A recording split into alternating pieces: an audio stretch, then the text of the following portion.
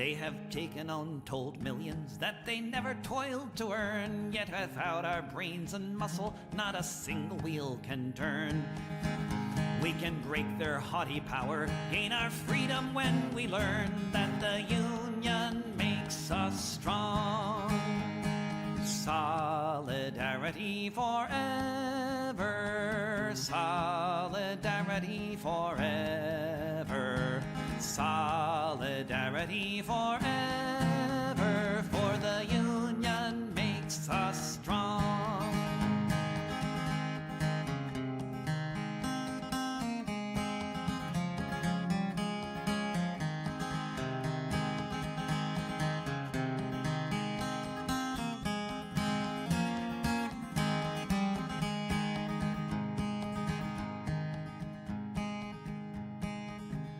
In our hands is placed a power greater than their hoarded gold, greater than the might of armies, magnified 1,000-fold. We can bring to birth a new world from the ashes of the old, for the union makes us strong. Solidarity forever,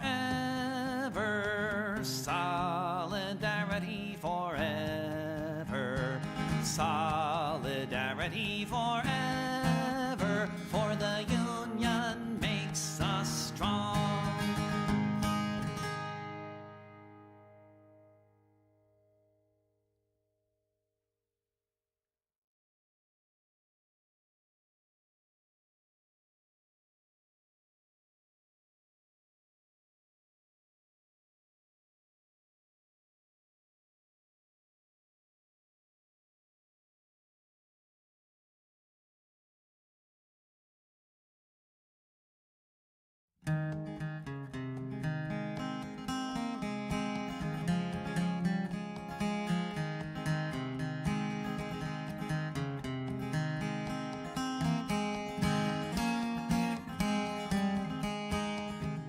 When the union's inspiration through the workers' blood shall run, there can be no power greater anywhere beneath the sun. Yet what force on earth is weaker than the feeble strength of one? But the union makes us strong.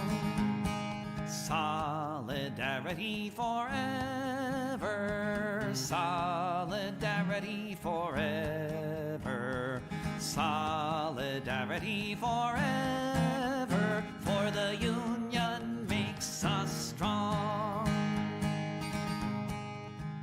They have taken untold millions that they never toiled to earn, yet without our brains and muscle, not a single wheel can turn. We can break their haughty power, gain our freedom when we learn that the union makes us strong. Solidarity forever, solidarity forever, solidarity forever, for the union makes us strong.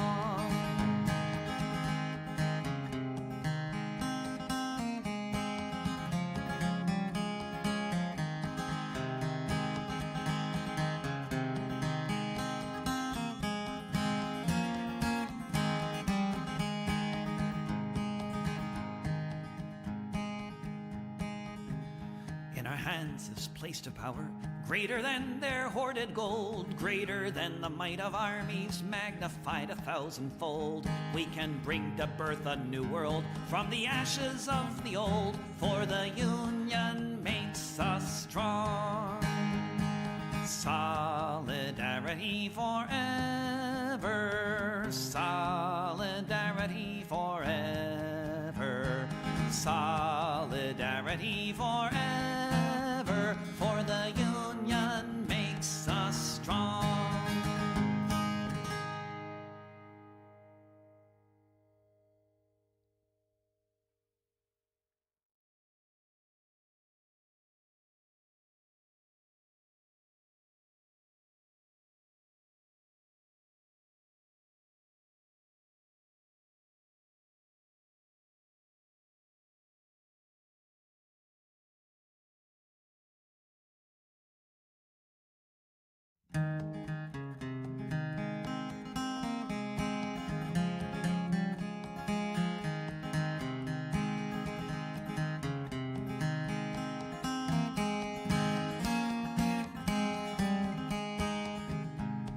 the union's inspiration. Through the workers' blood shall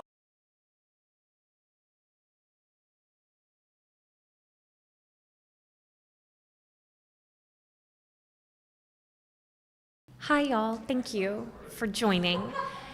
And I think a Zoom link should be sent out shortly, if not already. Awesome.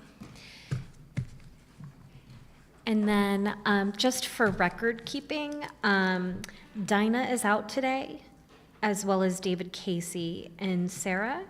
And David Lee is out for a meeting this morning, but he'll be back. Is there anyone missing on your end? What's up?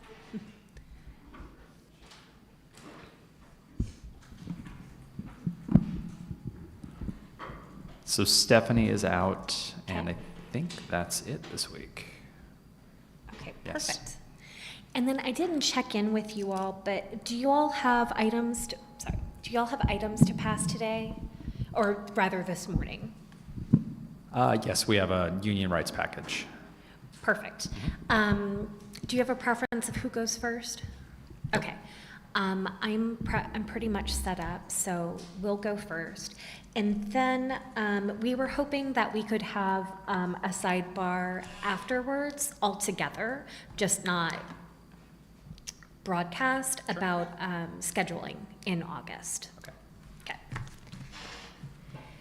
And so if we're ready, I'm going to go ahead and share our screen. Okay. So we have a couple of things to present today, one of which is a package, but you can respond separately. Where the first part are our passes back. 8.1 across the board wage increases, we are passing back our initial ask.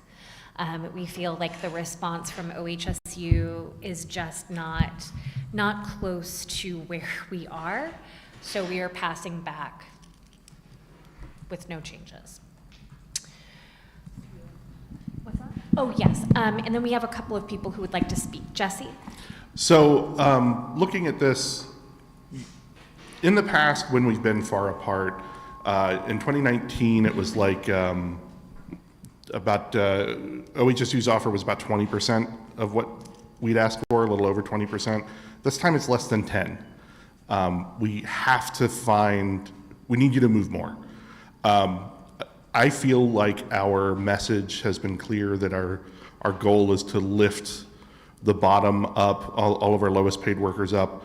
I feel like that's very clear without sacrificing everybody else getting a decent raise too.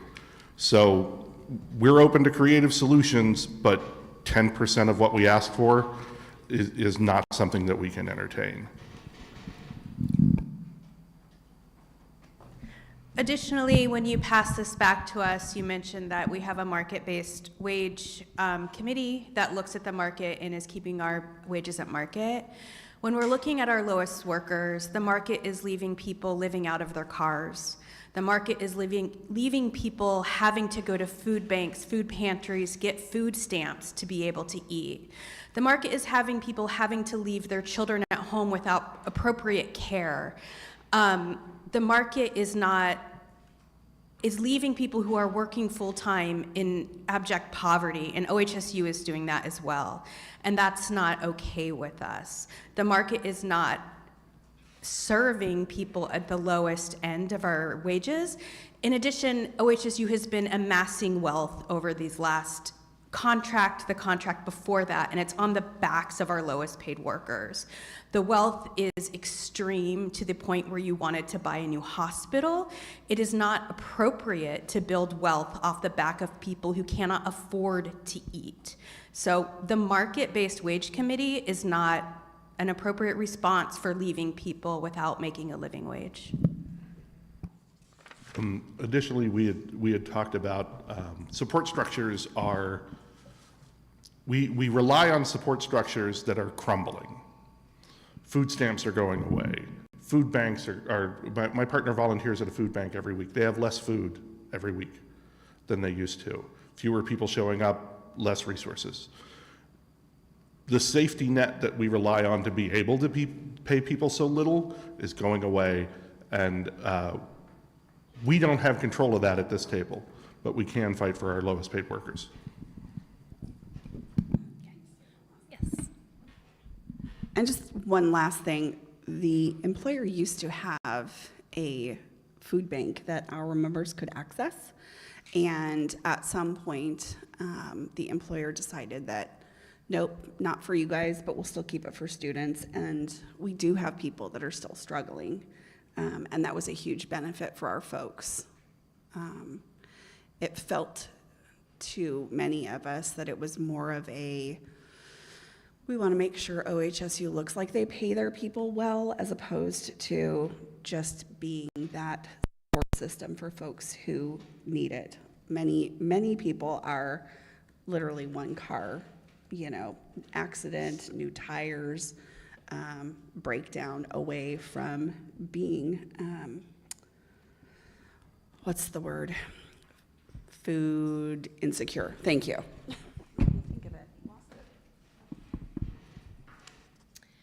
Okay. The next item that we have is 5.5, consensus. We're passing this back with maintaining creating staffing plans for departments that fall outside of the hospital staffing committee. We think that this is a practice that should be done. And then we have changes to the term work unit to work group. And we are moving from our original stance of the makeup of a consensus agreement group to have up to 2 representatives from management instead of 1. And we did hear, OHSU stance that if there is a steward, it should be from the department. Our only problem is for departments that don't have a steward. So we included language that we hope captures that. And then finally, a consensus agreement may be rescinded by agreement of the designated labor relations representative and a designated AFSCME staff representative. We are open to OHSU's language after that, but it's currently an agreement between the 2 parties. We want to maintain that. Then the next item we have is 5.46, work unit. We believe that we are at a TA. Then the next group of articles, which is the remainder of what we have to pass, is what OHSU passed to us on the economic day of non-responses to all new language that we proposed. We spent a lot of time and effort writing this language and reviewing what our members want from their bargaining team. So hours and hours, days of time went into making this, and the response back that there would be no response, just not considered entirely, is not sufficient. I don't personally find that to be bargaining in good faith. If we're bargaining, we need an actual response from OHSU of the merits and perceived lack of merit for what we are bringing to the table to be able to engage with our members and to move forward into mediation. So since we have already given you our rationale for all of these actually, we're going to be moving through them so that you know what is on the table, but we're only going to speak to a few items. So we have 5X, trainer or facilitator, which is a definition. 5.X, the definition of training. 8.X for service recognition award. 10.11 for weekend differential. 10.15 trainer pay. 10.X short staff differential, and Jen is going to speak to the importance of this. I just want to say, I mean, we've talked about this some, and in your proposal for how you'd like to proceed with ANI right now would make ANI a little bit more restrictive. For instance, in our department, we use ANI not just for extra shifts, but also for extra workloads. And your proposal for ANI would restrict the ability to use it in that way. And we are, I mean, I can speak for my department, but many departments are chronically understaffed in the world, the medical world that we live in these days. That is a constant problem with all hospitals. And we're asking people to do more and more and with less and less. And we have to find a way to compensate them in some way. I mean, we've created these staffing plans, which mean nothing if we don't adhere to them and we don't provide people when we're deviating from them for something extra, when we're asking them to do more work than we have determined is what is a safe amount of work.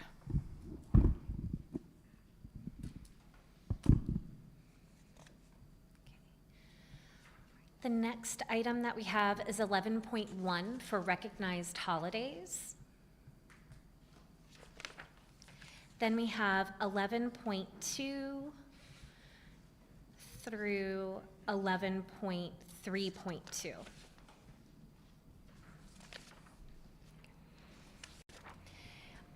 The next step that we have is 12.5 for vacation accrual.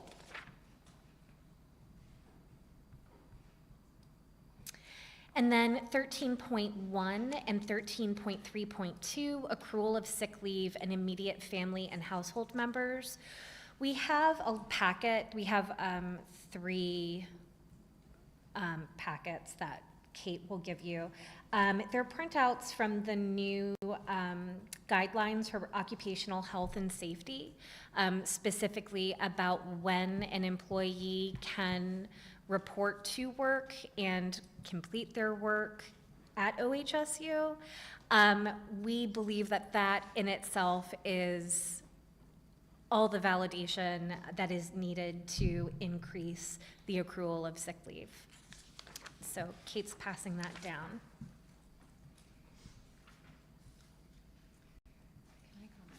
Yeah. With this new policy in particular, which is requiring people to be out until all respiratory symptoms are resolved, we are placing our staff in a position of choosing between lying about their health and putting patients at risk so that they can continue to feed their families if they don't have sick time, or literally not being able to pay their rent or feeding their families if they're out for time that they can't be paid for. And that is just not acceptable.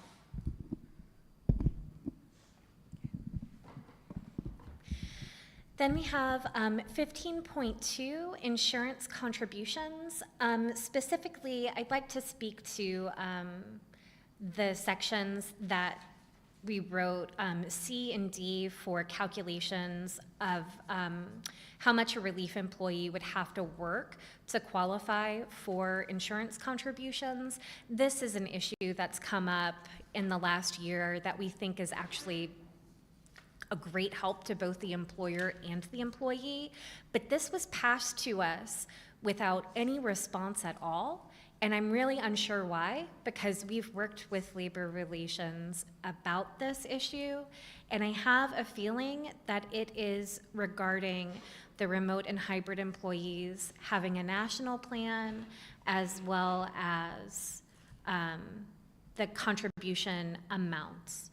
And I know that we are scheduled to be negotiating this also at the table with the rest of the unions, and we're still waiting for a date to do that. Yes. So Jenny, on that one, I think that first part with respect to this, I think, didn't we respond with your language? I mean, I can double check, but that's my recollection. With agreeing to it? I believe so on that piece. Okay, so you would be willing to TA 15.2? Well, I mean, I think it's part of it. It was part of our economic package, but I believe that piece was your language. So if I'm misunderstanding. Yeah, this part was in the PDF, total PDF of new language that's not accepted. Okay. I'll double check We on that. went through that PDF package and broke everything out, and this Okay. was in it. Got it. And Okay. if that's a misunderstanding on our part, then we'll own that, but that is Yeah. our understanding. Okay, we'll double check. Thank you. Okay. Okay, then moving on to retirement. I understand OHSU's position of the economic proposal that was given to us. And the response today is the same as the response that day. Retirement and benefits is one of the most important concerns that our members have. And we need some kind of a response. And this is not something that we are going to be able to let go.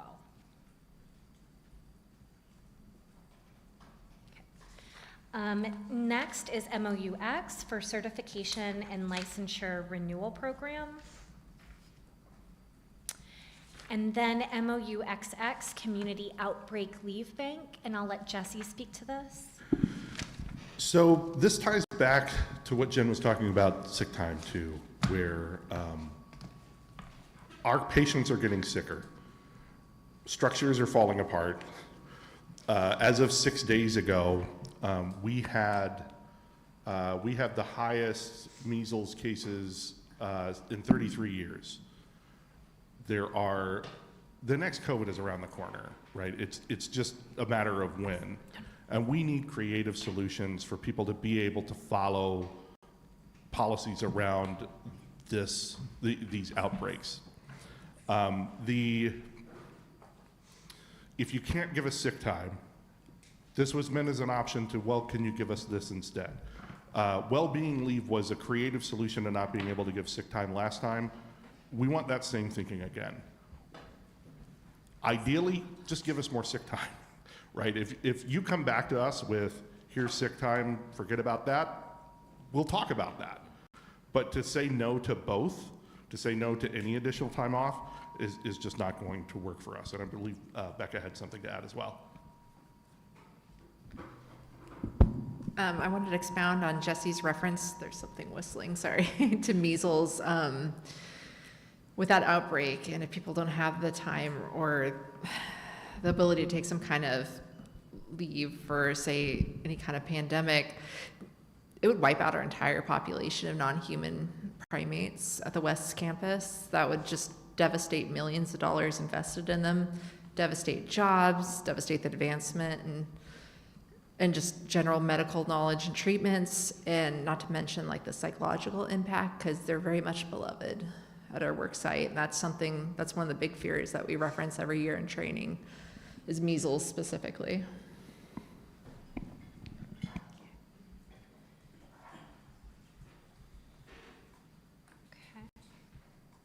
Then we have MOUXX, Indigenous Peoples Day Personal Floating Holiday.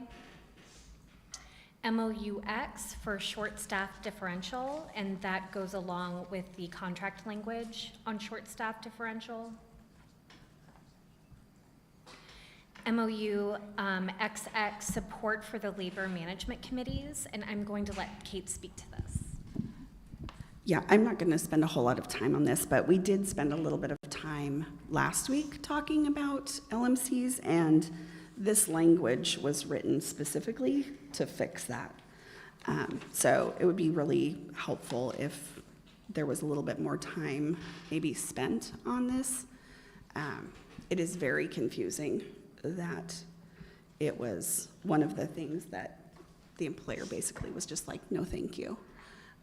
When this is a pretty large problem for not just our union, but the employer as well. And next, the training trust. So building bridges was a pretty amazing example of how OHSU and AFSCME were able to collaborate for the benefit of OHSU. The community as a whole, more than 1,000 people applied for the very first cohort. The program has been absolutely life-changing for many folks. We know it can work. In 2022, the pushback was, this can't work, these don't work, they're paying, they don't work. But we figured out how to do this with the grant money, and I feel like we could probably figure out how to do this this way as well. I don't think relying on federal funding at this moment in time is probably the best way to make sure that our folks are trained and that OHSU gets high quality employees.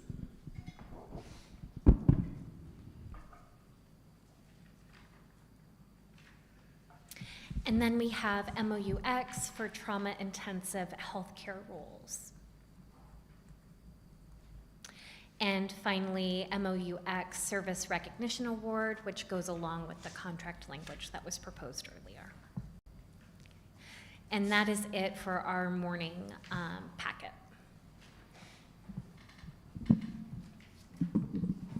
And Jenny, did you say those were all packaged together? Yeah, you can respond to them any way that you want to, but that is the PDF that was sent to us that OHSU was not going to respond to. There were 3 items that were passed on the economic day, Right. and that was it. Right. And I mean, the reason I asked is I think there's some things like consensus, I think we've been trading back and forth, right? So the 3 at the beginning are not part of that. Okay, So the got it. consensus, work unit, which we think we have a TA on. And then it was the across-the-board wage increases. Y'all absolutely did respond to Right, that. right. Yeah. Okay. Everything after that is part of that package that y'all sent back. Right, okay, thank you, that's helpful.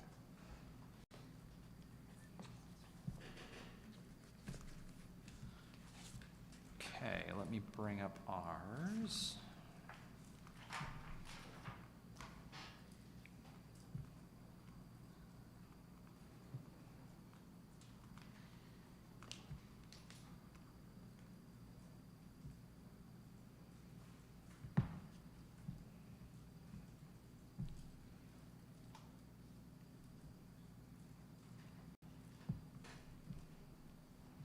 All right, so we've got the union rights package. We've kind of been trading this set of things back and forth, hoping we're getting pretty close here, if not there.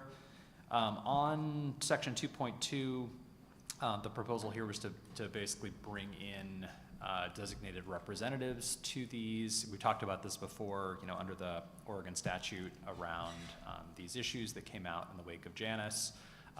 It separates out those 2 groups. But we think that many of the things that are already being proposed here are already in the designated representative section.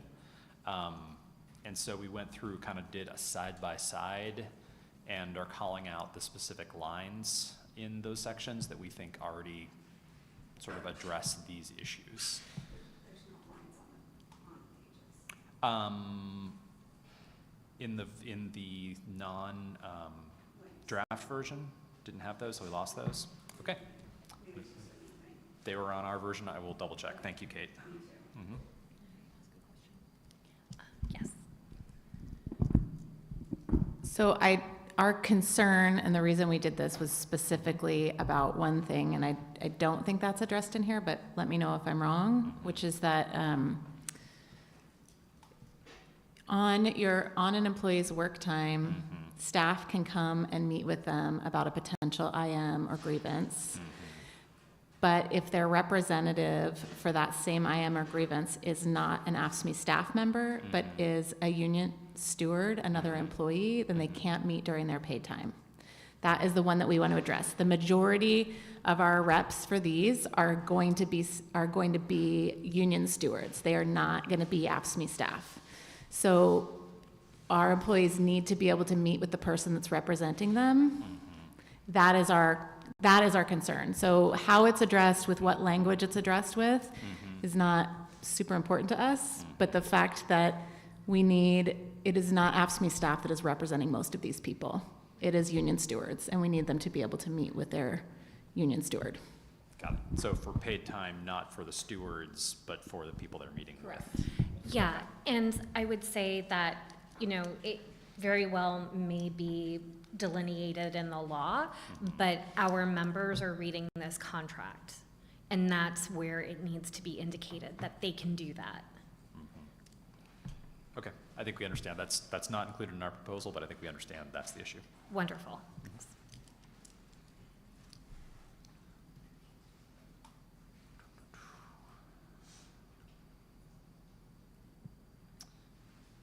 On the release time for the officers, I think we were, in this president piece, just down to the issue of relief and flex. And we're okay with the 6-month look back. We're not okay with a minimum effective FTE. And it could be that we misunderstood what the intent here is, but if you have someone, for example, that is a 0.3, effectively a 0.3, if you look back and do that 6-month look back, we don't think it would be necessary to give them more release time than that, because ultimately as relief and flex, right, they choose when they want to work. And we don't think it would be reasonable to give them more paid release time either, right? So we're willing to essentially have that FTE estimate looking back. And, you know, if someone wants to make sure that they're gonna have release time of at least 0.5, they could either work, you know, to that level in the look back, or as relief or flex, we couldn't require them to work more. So maybe we're misunderstanding kind of what the intent was, but we didn't think that 0.5 piece was necessary for relief and flex because they already have that flexibility. OHSU can't require them to work more than what they're putting out there. Does that make sense? I'm not asking you to agree, just. It makes sense. Okay, got it. So same thing on vice president. Secretary and treasurer, it's the same thing on the relief and flex. We're holding on the current contract system where secretary and treasurer time is not paid time, it is just release time.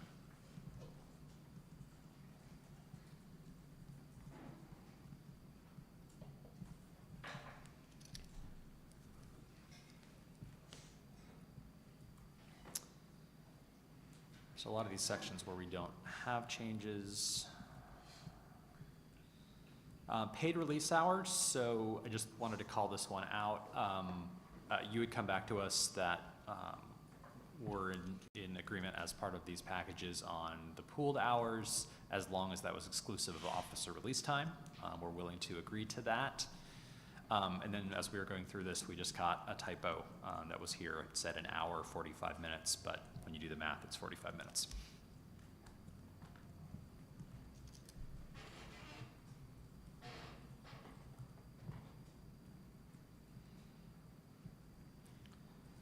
On the steward time, we are holding that stewards would need to track their release time, paid release time in the timekeeping system within the same pay period.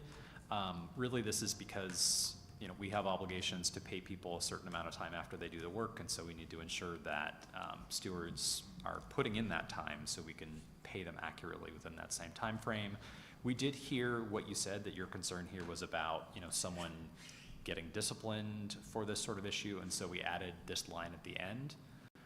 That's clear that we won't move to discipline unless someone has been coached about this issue. So we think that potentially would fall under just cause anyway, right? But we're willing to be explicit here around this issue, understanding the concern.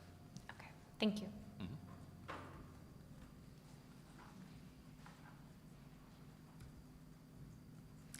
Chief steward, we are holding with current contract language that half of that time would be compensated. And then again, the same issue on the relief and flex that we have everywhere else here.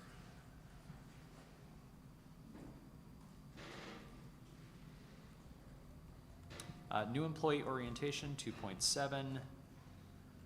We are willing to agree with the union concept of having up to 3 stewards that are at NEO, as long as it is under the current system where those hours are subject to the paid release hour time. So there could be more people, it would come out of the pooled hours. And would this be available to union leaders who are not necessarily designated as a steward? And just to further clarify, We have someone who is fantastic at NEO, like absolutely fantastic. And this person is a steward. But if that person were to move to a department that already has stewards, and the contract language would not allow an additional steward, but this person has been really wonderful at NEO, and we would like to continue that person to go, would they be able to utilize those hours for NEO? Yeah, it's a good question, Jenny. I think I need to talk with the team in caucus about it, but we can do that and get back to you right away. Yeah, because like this and now I'm thinking of this person like in general, like could be on the board, they could be a chair. And our definition of member leader extends beyond steward. Stewards, right. That's Okay. the concern there. Got it. Okay, we'll talk about that in caucus and get right back to you.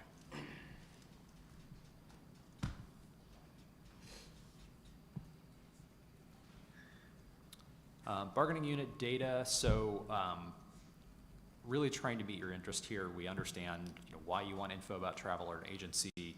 We have a practical issue about the decentralized nature of some of this, but we did check, and our primary supplier of travel or an agency workers is AYA, and AYA can provide the sort of report that you're requesting. So what we have in here is we sort of switched around the order a little bit, so it looks like there are more changes than there actually are, but made clear that if it's AYA who can provide us that report, we will provide the information you're requesting. If we change our primary staffing partner, which we don't have any plans to right now, but could happen, we'll notify the union so that we could talk about this issue in that event. So question, why can't this information be provided generally? Like, and maybe I'm wrong here, but when we have a CBA that covers specific job classifications and the work is being given to somebody who is not part of the bargaining unit, how does the union not get to be supplied with that information? That's the problem, right? It's really about the nature of kind of how these happen, right? Sometimes you have them going through the process where it's approved for a whole area or a whole series of departments, and then it's going through. Other times it can be just a department needs someone for a day or for a short period of time that may not go through the same processes. So it's somewhat similar to as if we were asking where your steward's going to be like each part of the day, right? To some extent, there's autonomy that departments have the same way that your stewards would have. That's very difficult to get real time or even, in a way where we could collect it and pass it on. So Why that's the does challenge. department autonomy trump our CBA? Well, it's not in the CBA. I mean, that's what we're talking about right now, right? We're explaining that it's very challenging the same way that, again, if we had an ask of, give us an accounting of where your stewards are going to be every day, it would probably be very difficult for you to work with all your stewards to figure out and give that information to us. It would be. Right. But if it's required, But we it's would not. need to do that. Right. It's not. And that's where we're trying to give you what we can do. And the same way, again, I understand it's maybe a tortured analogy, right? But if we were to propose something about that, of you having to sort of tell us granularly where stewards are going to be on a regular basis, you would probably say we can't do that, right? But we can do this instead. The concern is that the work should be going to our members. And when it's not going to the members, we want to know why, so that we can address that problem. And to me, that does feel like a requirement, even though it's not in the CBA that you have to submit the report. How is that not something that OHSU should be doing anyway, because it has collective bargaining agreements with 9 different unions? And it has, information in those CBAs, I can't speak for everyone because I don't know them all, right, that does talk about the information that's provided. So, I believe some of the others have things like this, right, that have that sort of information. In some groups, it's much simpler than others. This group is incredibly difficult given its breadth of all the different jobs and all the different departments. I think part of the, I mean, what I hear you saying is that it's difficult to say where they're working each day, but I don't think that it's difficult to say what department they're working for, which is more of what we're looking for. Like in my department, we don't need you to say whether a traveler is working in the trauma ICU for the day. We just need to know how many are in the respiratory department, which is not, so it's not day to day necessarily. The IA information, I mean, don't quote me on the exact percentage, but I think it will cover 99% of your traveler and agency workers. There are situations, I'm going to use ITG as an example, where we create contracts with either consultants or create agreements with like other businesses to deliver a product, like let's say Kronos, for example. They may have multiple people on their staff that help us with those types of projects. That may or I don't want to get into whether that may or may not be bargaining at work, but we have lots of types of contracts like that. We also have a lot of volunteers. We have a lot of other types of people that get access to OHSU, and those are all lumped into the same category. So we can't actually necessarily tell the difference between in our Oracle system, the difference between a contractor that is a external contractor through a business agent that we have an agreement to implement a new system. We can't tell the difference between them versus a volunteer or a student or some other thing. So, and maybe the difference between them and a volunteer or a student? Well, so PX, there's the big thing called PO external, and basically they get a TUP account, and basically that's a dumping ground for a lot of things. And so that's how you get access to OHSU systems, and there is no delineation between those types of people. So there's not a good way to say, hey, are you a volunteer or are you a agency worker? So we actually have to get the information from IA themselves. You mean like a network access? For the network access. Okay. So that's how people are listed in our systems. And so there's just without getting that from IA directly, there's just not otherwise a central repository of people's names or whatever that isn't also filled in with a bunch of other data. So non-OHSU employees have access? Well, yeah, people do have answer is access to yes. our systems. Yes, yeah. Thanks, Wes. Okay, thank you. Could we get a copy of one of those reports just to see, Yeah, even if it has to be? And I think we sent one over as part of the RFI. Yeah. So I think we had sent one.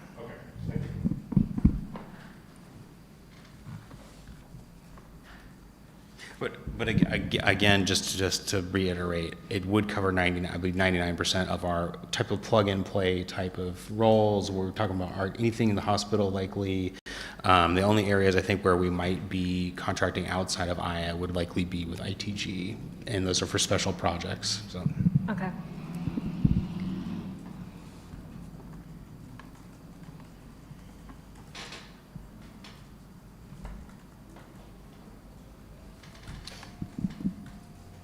So I know this one's significant because we've talked about it several times. This is about the union communications from internal sources. We are willing to withdraw the language we'd proposed around fundraising or membership drives because we feel that we can just rely on policies that already exist. So hopefully that's seen as a big move. I know it was a big deal for the union. Okay. Thank you. And the negotiating team, there were no changes. Union leave, we are holding on maximum of 90 days at a time and once every 3 years. We hear and talked about in caucus the issues that were raised here. I think the real challenge is when we look at this, especially when you combine these two things, but also individually, it's increasing the time any one time someone's out on union leave by a third, and then it's tripling the amount of time that they could be out. And so, we recognize it may not always be used that way, but when we're looking at it, it would have someone out for a third of a year every year. potentially under your language, and that's just really impactful to the units where those people may be. Recognizing there may be really good reasons for someone to be out, that may work out for each department. We're just not comfortable with those sorts of commitments for people being out of those departments.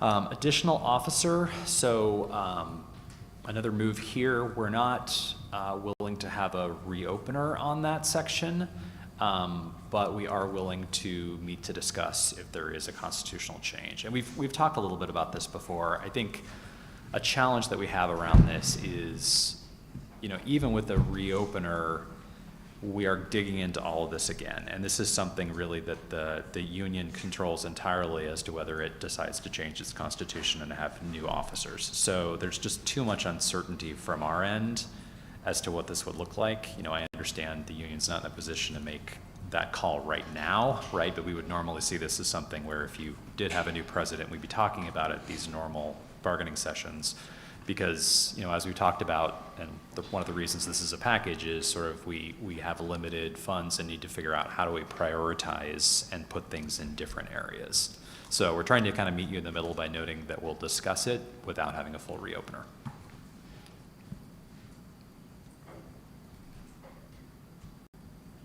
That was it.